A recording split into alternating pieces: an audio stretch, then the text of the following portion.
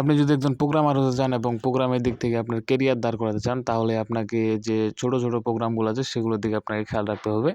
তো আমি এখানে একটি ছোট প্রোগ্রাম লিখেছি, যেমন আমার মেইন ফাংশনের যে ফাইলটি আছে সেটা হলো hello world। তো আমি এখান থেকে ছোট একটি প্রোগ্রাম দিয়ে আপনাকে বোঝানোর চেষ্টা করছি। এখানে আমি একটি ছোট ফাইল দিয়েছি, অর্থাৎ int main এর পরে যে মেইন ফাংশন আছে সেখান থেকে আমি hello world এটা দিয়েছি। তো আমরা যদি এটাকে এখন আউটপুট অর্থাৎ রানের উপরে ক্লিক করি, রান বাটনের উপর ক্লিক করার পর ইতিমধ্যে কিন্তু আমার যে প্রোগ্রামটি ছিল hello world সেটা কিন্তু আউটপুট আমি কিন্তু এখানে পেয়ে গেছি।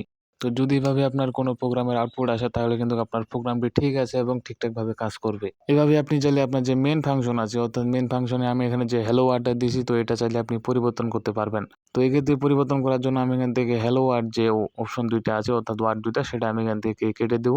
কেটে থেকে আমি এখন এখানে আমার নামটি দিয়ে দেবো যে এটা কাজ করে কিনা। তো আমি এখান থেকে আমার যে কাঙ্ক্ষিত নামটি আমি কিন্তু আমার এখানে নামটি দিয়ে দিছি। এখন আমি যদি রান বাটনের উপরে একটু ক্লিক করি, যে আমার প্রোগ্রামটি কিন্তু ইতিমধ্যে রান হয়ে গেছে। তো এখানে কিন্তু আমার যে নামটি আমি এখানে দিয়েছিলাম, অর্থাৎ আমার মেইন ফাংশনের মেইন ফাইলে, সেটা কিন্তু এখানে ঠিকঠাক মতো কাজ করেছে। তো প্রথমত আপনাকে ছোট, ছোট ফাইল দিয়ে, অর্থাৎ ছোট, ছোট প্রোগ্রাম দিয়ে আপনাকে এভাবে কোডগুলো রান করাতে হবে যে ঠিকঠাক মতো কাজ করে কিনা।